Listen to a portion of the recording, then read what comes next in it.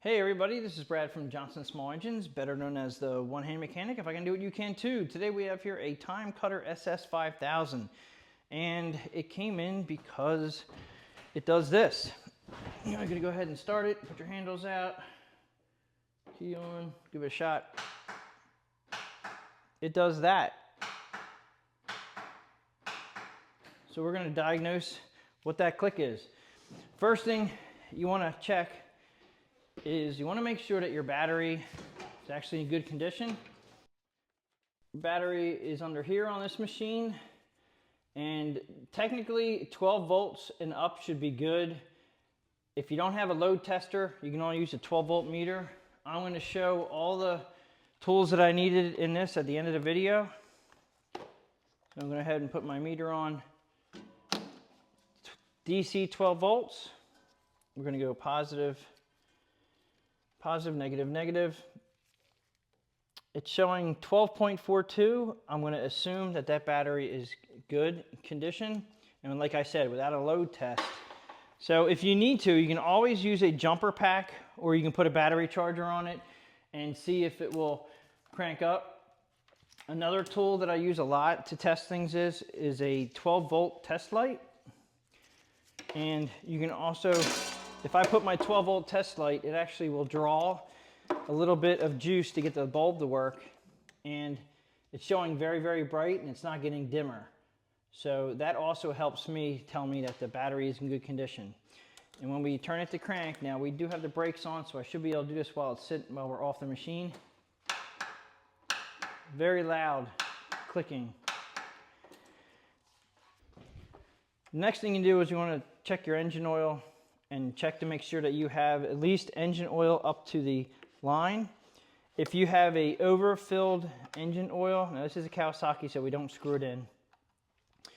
It's a little bit on the high side, but it's not bad. All right, but it is, I usually smell it just to make sure it doesn't smell like gasoline, which it is not. If your engine is very overfilled with oil, you may have a different problem that it's not allowing the engine to start, which means that you could have a carburetor issue. The carburetor will let loose. It fills the engine crankcase up with gasoline, and then it'll lock the engine.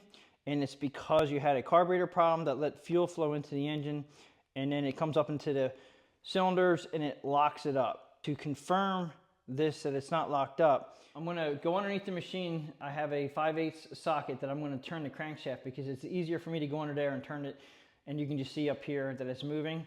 So I'm going to go ahead and do that now. I'm just going to leave the camera up there so you guys can see that the engine will spin. If this engine is locked up, it won't spin.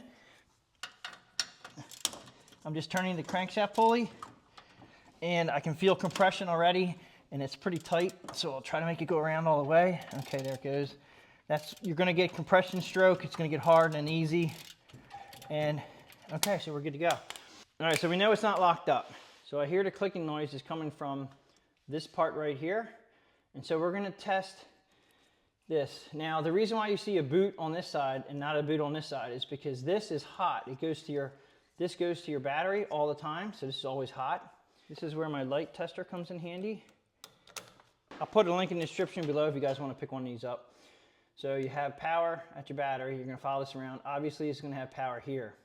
Okay, this is the starter solenoid, and it was clicking from here. So to test this, you usually have 1 or 2 leads. If there's only 1 lead on here, that would be your crank lead, which means that when you turn the key to crank, you're going to get 12 volts on one of these. Normally, green is going to be ground. If you only have 1, then the other one that you have, this one here, which is blue, is going to be the sensor, which when you turn the crank, it should show 12 volts. When it shoots 12 volts to there, it puts power to here, and if you follow this cable, which is going to be hard to see, it's going to go underneath here. You'll see the red cable down there, red cable here, it comes up to the starter itself right here. So that right here is the starter. Okay, now that cable down there is coming from the solenoid here. So I'm going to go ahead and put my test light right inside here. Okay, and if I hit the crank, it lights up.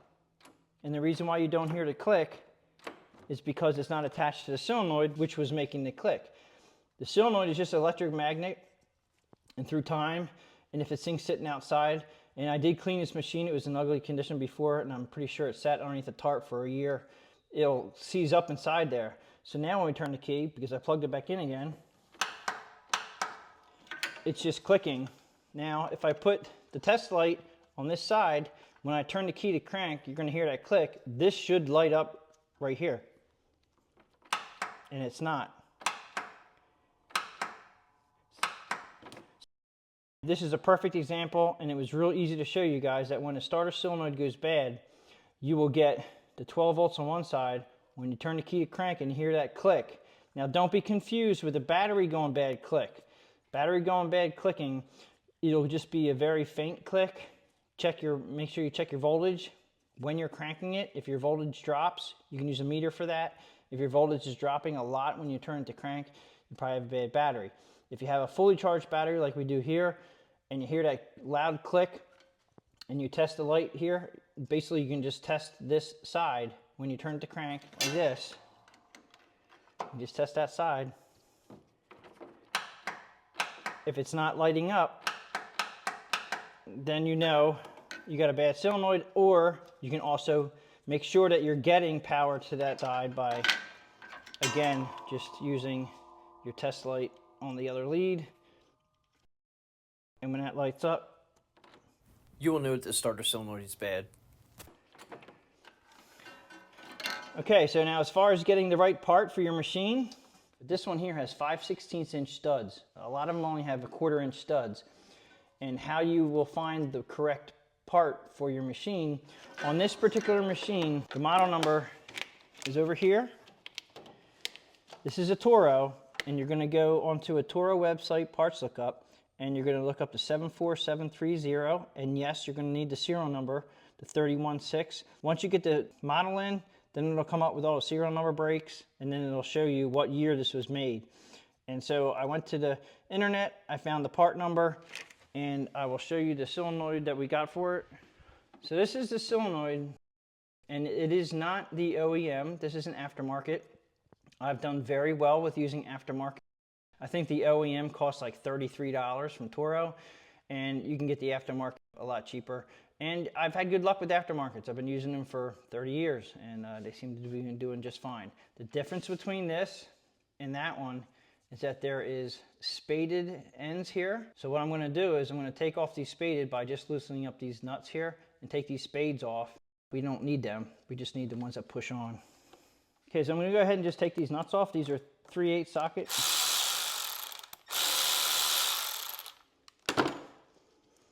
And we're not going to need these. If you have the spade connectors, then just leave them on. Okay, so that now looks identical as far as the application that we're using on this. So first we have to take off the battery, negative first. You don't want to be working around this and the battery is connected. You don't necessarily have to disconnect the positive cable, because technically when the negative cable is off, there is no power going out of this battery right now because it's not grounded. But to be on the safe side, I'm just going to disconnect this. And because this is bolted to the frame, I'm going to take off these two first, because if I take it off here first, then this will be loose, and it just makes it easier to take these nuts off. And you can pull, just remember what side yours goes on. It's pretty straightforward though, as far as the plug-ins go. This is a 1/2 inch socket.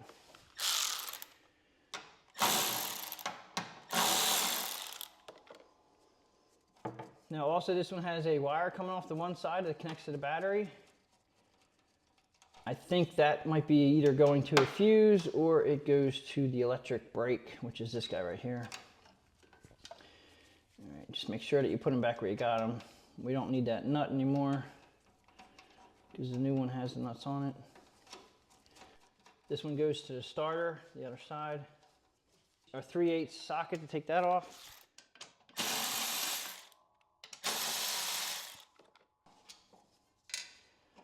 Off with the old.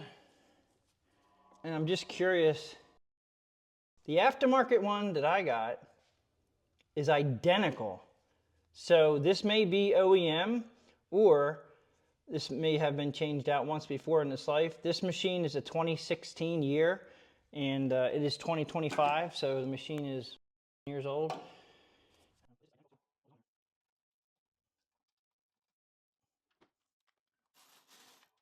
I always get both started before I tighten them up. These are tight from the factory.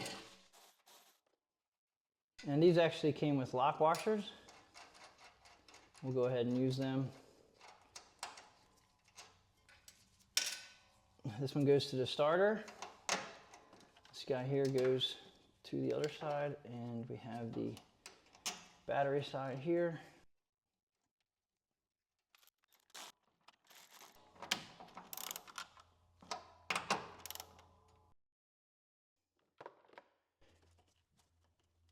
And this boot is important to the fact that if anything drops on that when you're operating and anything metal would hit that, it may actually create a spark.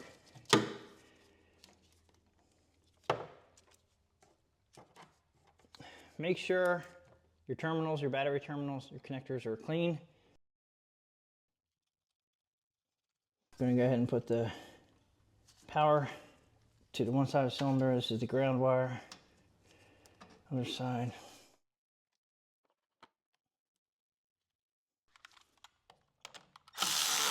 Make sure your battery terminals are tight. If everything went as planned, we should have an engine that cranks over. And just so you guys know, when the starter solenoid is operating correctly, okay, so at this side now, when I turn the key to crank, now the engine's going to spin, but you're going to see this light up. Okay? Okay, so I'm going to go ahead and show you guys the tools that I used today. Okay, so the tools from left to right, let me just show you here. I did write down the Toro model number here. The part number was a 1171197. That was a Toro part number. You can take that online. And the reason why I put down 15/16 studs is because these studs on this is a little bit bigger than a lot of normal ones. Maybe a little bit more of a heavy duty starter solenoid, but obviously this one failed. I used a electric ratchet that I always use, 3/8 ratchet if needed, a 2-inch extension, a 3/8 socket needed, 7/16, ½ inch, and I used a 5/8 socket to turn the crankshaft underneath to make sure that the engine wasn't locked up. Multimeter, I'll put this in the link in the description below, and if I find a test light that I like, I'll put it also in the link in the description below. So that's pretty much it for tools you need today. So that pretty much sums it up for how to diagnose a bad starter solenoid. You can use this application for a lot of the lawnmowers out there, lawn tractors, garden tractors, zero turns. It's all relevant to the same how to diagnose the starter solenoid. This was on a Time Cutter Toro SS5000. If you guys like this video, please give it a thumbs up. Please subscribe, share my channel with your friends, and I'll catch you guys on the next one.